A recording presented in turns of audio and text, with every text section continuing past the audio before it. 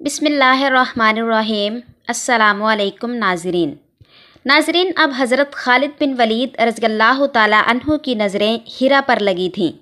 دریائے فرات کے کنارے بسا یہ شہر آتش پرستوں یعنی آگ کی پوجا کرنے والوں کا گڑھ مانا جاتا تھا۔ اس علاقے پر ازادبہ نامی شخص حکومت کرتا تھا۔ ازادبہ نے خرنک کا ایک ایسا شاندار محل بنوا رکھا تھا کہ جس کی مثال مدائن سے روم تک نہیں ملتی تھی۔ اس بے مثال محل کے باغات دور دور تک پھیلے ہوئے تھے۔ کہا جاتا ہے کہ اس محل سے کسریٰ و ایران کی ضیافت طبع کا سامان مہیا کیا جاتا تھا۔ ناظرین، جب مجاہدین اسلام نے کشتیوں میں سوار ہو کر اس شہر کا رخ کیا تو ازادبہ نے دریائے فرات کے پانی کا رخ نہروں کی طرف موڑنے کا حکم دیا۔ اس کام کی نگرانی کے لیے اس نے اپنے چہیتے بیٹے اور ولی عہد کو بھیجا۔ اس کا مقصد یہ تھا کہ اسلامی لشکر کی کشتیاں دلدل میں پھنس کر تباہ ہو جائیں۔ حضرت خالد بن ولید رضی اللہ تعالی عنہ جو ایک انتہائی ماہر جنگجو تھے، دشمن پر ہمیشہ نظر رکھتے تھے۔ ازادبہ کی چال جو ہی خالد بن ولید رضی اللہ تعالی عنہ کے علم میں آئی تو انہوں نے چند بجلی صفت سواروں کو خشکی کے رستے اس جگہ پہنچ کر دشمن کو تباہ کرنے کا مشن سونپ دیا۔ کہا جاتا ہے کہ یہ سوار ریت کے بگولے اڑاتے اس قدر حیران کن رفتار سے دشمن کے سر پر جا پہنچے کہ دشمن کو خبر نہ ہوئی۔ اللہ کے ان سپاہیوں نے آن کی آن اس دستے کو خاک میں ملا دیا جس کی قیادت ہیرا کا ولی عہد کر رہا تھا۔ ناظرین، ازادبہ ابھی اپنے بیٹے کی موت پر سکتے کی کیفیت میں تھا کہ اسے ایرانی شہنشاہ ہرد شیر کے مرنے کی بھی اطلاع مل گئی۔ یکے بعد دیگرے ان دہشت ناک خبروں نے ازادبہ کے حواس چھین لیے اور وہ اپنا سب کچھ چھوڑ چھاڑ کر نامعلوم منزلوں کا راہی ہو گیا۔ کہا جاتا ہے کہ اسے آخری بار مدائن جانے والے رستوں پر دیکھا گیا۔ ناظرین، حضرت خالد بن ولید رضی اللہ تعالی عنہ جب خرنک کے شہرائے آفاق محل میں پہنچے تو اسے اپنے مکینوں کی بے وفائی پر افسردہ اور اجڑا ہوا پایا۔ خالد بن ولید رضی اللہ تعالی عنہ جب احتیاطاً ایک طویل چکر کاٹ کر ہیرا پہنچے تو اس کے دروازے کھلے دیکھ کر حیران رہ گئے۔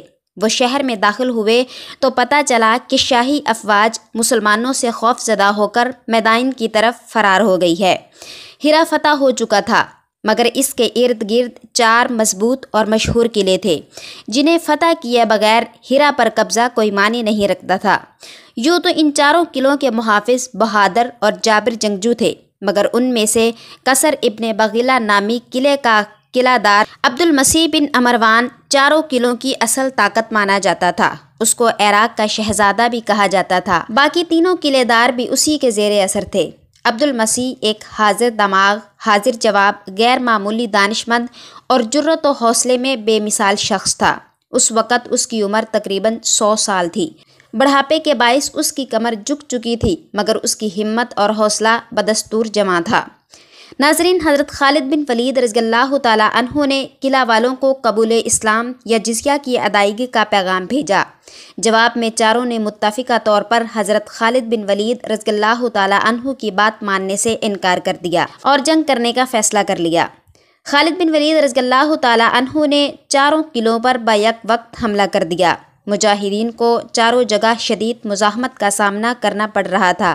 فریقین کے درمیان مقابلہ سخت تھا۔ حضرت خالد بن ولید رضی اللہ تعالی عنہ 4 قلعوں کو ایک ہی روز میں فتح کرنے کے خواہش مند تھے، مگر قلعوں کی بلند فصیلوں سے مجاہدین پر تیروں اور منجنیقوں کے ذریعے مٹی اور پتھر کے گولوں کی بارش ہو رہی تھی۔ دوسری طرف مجاہدین کے بلندی کی طرف چلائے جانے والے تیر اس طرح کارگز نہیں ہو رہے تھے۔ اس صورتحال سے دشمن کے حوصلے بلند تھے۔ ادھر یہ حالات حضرت خالد بن ولید رضی اللہ تعالی عنہ سے بھی پوشیدہ نہ تھے۔ انہوں نے بغور صورتحال کا جائزہ لیا، پھر انہوں نے اپنے لشکر سے ماہر اور طاقتور تیر اندازوں کو الگ کر لیا۔ پھر انہیں حکم دیا کہ وہ اپنی حفاظت کا خیال رکھتے ہوئے ممکنہ حد تک فصیل کے قریب ہو جائیں اور پھر اچانک تاک کر فصیل پر متعین دشمن کو نشانہ بنائیں۔ ناظرین، خالد بن ولید رضی اللہ تعالی عنہ کی ماہرانہ جنگی حکمت عملی کے نتیجے میں دیکھتے ہی دیکھتے فصیل پر پہرا دیتے درجنوں سپاہی موت کی گھاٹ اتر گئے۔ تیر انداز مجاہدین کا یہ حملہ اس قدر اچانک، شدید اور مؤثر تھا کہ دشمن گھٹنے ٹیکنے پر مجبور ہو گیا۔ آخر چاروں قلعوں کے دروازے کھل گئے اور مئی 633 عیسوی کی ایک صبح خالد بن ولید رضی اللہ تعالیٰ عنہ اور ہیرا کے سرداروں اور ان قلعہ داروں کے درمیان ایک معاہدے پر دستخط ہوئے۔ معاہدے کے تحت ہیرا نے سالانہ 1,90,000 درہم ادا کرنے تھے، جبکہ بدلے میں اسلامی فوج نے ہیرا کے تحفظ کی ذمہ داری قبول کی۔ ہیرا اور ان کے چاروں قلعوں پر قابو پانے کے بعد حضرت خالد بن ولید رضی اللہ تعالیٰ عنہ نے عرب سے باہر ہیرا کو پہلے اسلامی دارالحکومت کا درجہ دے دیا۔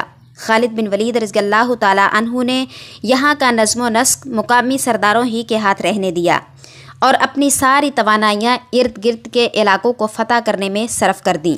انہوں نے اسلامی لشکر کو کئی حصوں میں بانٹ کر آس پاس کے سارے علاقے پر قبضہ کر لیا۔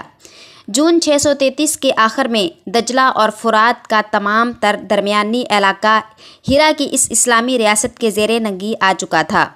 ناظرین، حضرت خالد بن ولید رضی اللہ تعالیٰ عنہ خلیفۃ الرسول جناب ابو بکر صدیق رضی اللہ تعالیٰ عنہ کا پیغام پڑھ کر بے حد پریشان تھے۔ حضرت ابو بکر صدیق رضی اللہ تعالیٰ عنہ نے انہیں پیغام بھیجا تھا کہ جب تک ایاز بن غنم کا لشکر دومت الجندل کی مہم سر کر کے تم سے نہیں آ ملتا، میدان کی طرف پیش قدمی نہ کرنا۔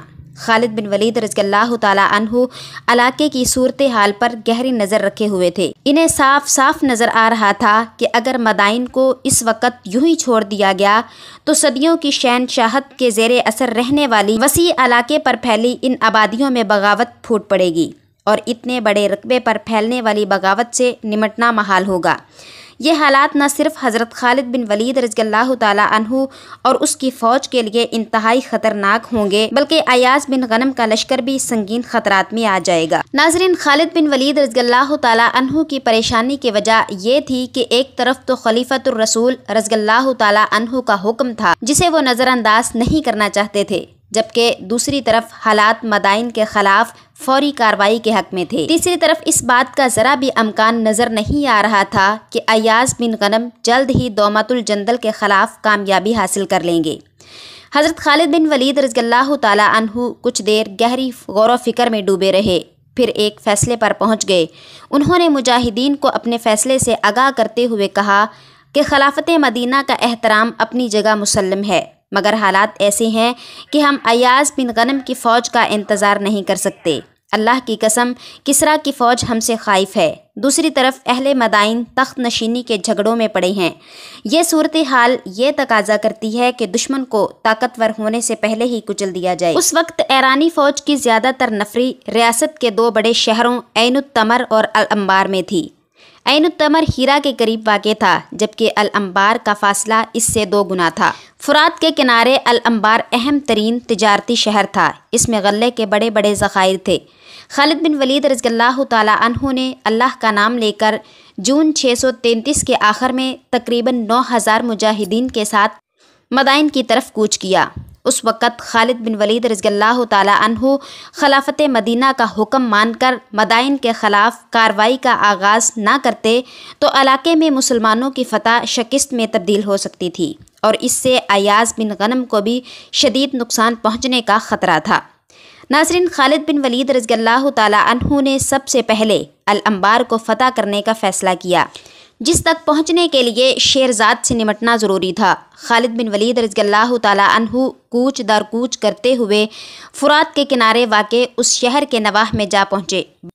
وہاں پہنچ کر حضرت خالد بن ولید رضی اللہ تعالیٰ عنہ نے حسب روایت کسریٰ اور مدائن کے حکام کو پیغامات بھجوائے، جس میں کہا گیا تھا کہ نجات صرف مدینہ کی اطاعت میں ہے، قبول اسلام یا قبول جزیہ، دونوں میں سے کسی ایک کا انتخاب کر لو، یہی تمہارے حق میں بہتر ہے۔ جواب نفی میں ملا۔ اس پر حضرت خالد بن ولید رضی اللہ تعالیٰ عنہ نے اپنے تیر اندازوں کے خصوصی دستے طلب کر لیے۔ ان تیر اندازوں کی خصوصیت یہ تھی کہ وہ جسمانی طور پر انتہائی مضبوط اور طاقتور تھے۔ وہ بہت دور سے اپنے ہدف کو ٹھیک ٹھیک نشانہ بنانے میں جواب نہیں رکھتے تھے۔ حضرت خالد بن ولید رضی اللہ تعالیٰ عنہ نے ایسے 1000 تیر اندازوں کو حکم دیا کہ وہ خندق کے قریب اس انداز سے جائیں جیسے خندق کو عبور کرنے یا جائزہ لینے جا رہے ہوں، پھر یہاں سے اچانک اور بیک وقت فصیل کے محافظوں کی آنکھوں کو نشانہ بنائیں۔ پھر 1000 تیر انداز خندق کے پاس گئے اور پہلے اس کے کہ دشمن ان کی منشا سمجھ پاتا 1000 تیر فصیل کی حفاظت پر مامور مجوسیوں کی آنکھوں میں اتر گئے۔ جب وہ چیخو پکار کرتے قلعے کے اندر گئے تو وہاں موجود لوگوں کے چہرے خوف اور وحشت سے پیلے پڑ گئے۔ خود شیرزاد اس قدر خوف زدہ ہوا کہ فوراً چند شرائط پر حضرت خالد بن ولید رضی اللہ تعالیٰ عنہ کو صلح کی پیشکش کر دی۔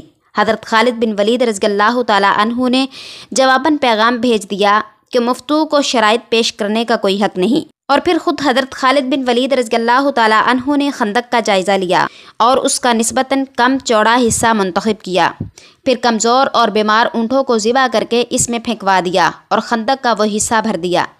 پھر دیکھتے ہی دیکھتے خالد بن ولید رضی اللہ تعالیٰ عنہ اپنے مخصوص تیر اندازوں کے ساتھ اس انوکھے پل سے خندق عبور کرنے لگے۔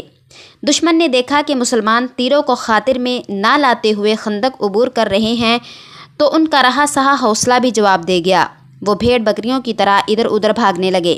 مجوسی سپہ سالار نے فوج کے ایک حصے کو حکم دیا کہ وہ قلعے سے باہر نکل کر خندق کو عبور کرتے مسلمانوں کو روکے۔ قلعے کا دروازہ کھلتا دیکھ کر حضرت خالد بن ولید نے قلعے سے باہر آتے شخص کو آڑے ہاتھوں لیا۔ خالد بن ولید رضی اللہ تعالیٰ عنہ کی زیر قیادت مسلمان سپاہیوں نے ان مجوسی فوجیوں کو دیکھتے ہی دیکھتے تہو تیغ کر دیا۔ دشمن کی لاشیں خندق میں پھینک دی گئیں، جس کے نتیجے میں اونٹوں سے بنا پل مزید چوڑا ہو گیا۔ قلعہ دار نے گھبرا کر قلعہ کا کھلا دروازہ فوراً بند کر دیا۔ ناظرین، قلعہ بند دشمن کی حالت خوف و دہشت کے مارے خراب ہو رہی تھی۔ اب وہ فتح تو دور کی بات لڑائی کا بھی نہیں سوچ رہے تھے، انہیں کوئی فکر تھی تو بس اپنی جان بچانے کی۔ قلعہ والوں کی حالت عجیب و غریب تھی۔ ایک طرف شیرزاد پریشانی کے عالم میں ٹہل رہا تھا اور دوسری طرف زخمیوں کی آہ و بکا، اور تیسری طرف ہلاک ہونے والوں کے عزیز و اقارب کا رونا اعصاب کا امتحان لے رہا تھا۔ آخر شیرزاد کا حوصلہ جواب دے گیا۔ اس نے حضرت خالد بن ولید رضی اللہ تعالیٰ عنہ سے امان کی درخواست کی۔ جناب حضرت خالد بن ولید رضی اللہ تعالیٰ عنہ نے فرمایا کہ میں شیرزاد کو اس کے خاندان اور سپاہیوں کے ساتھ اس طرح شہر سے جانے کی اجازت دیتا ہوں کہ ان کے پاس گھوڑوں کے سوا کچھ نہ ہو، وہ ہماری فوج کے سامنے سے گزرے۔ ناظرین، جولائی 633 کی صبح شیرزاد گردن جھکائے اپنے اہل خانہ اور بچی کچی فوج کے ساتھ شہر چھوڑ گیا۔ خالد بن ولید رضی اللہ تعالیٰ عنہ مجاہدین کے ساتھ اللہ اکبر کے نعرے لگاتے فاتحانہ انداز سے شہر میں داخل ہو گئے۔ شہریوں نے مسلمانوں کی اطاعت قبول کر لی۔ خالد بن ولید رضی اللہ تعالیٰ عنہ نے اپنے نائب زبرقان بن بدر کو وہاں کا امیر مقرر کیا اور خود عین التمر کی طرف کوچ کر گئے۔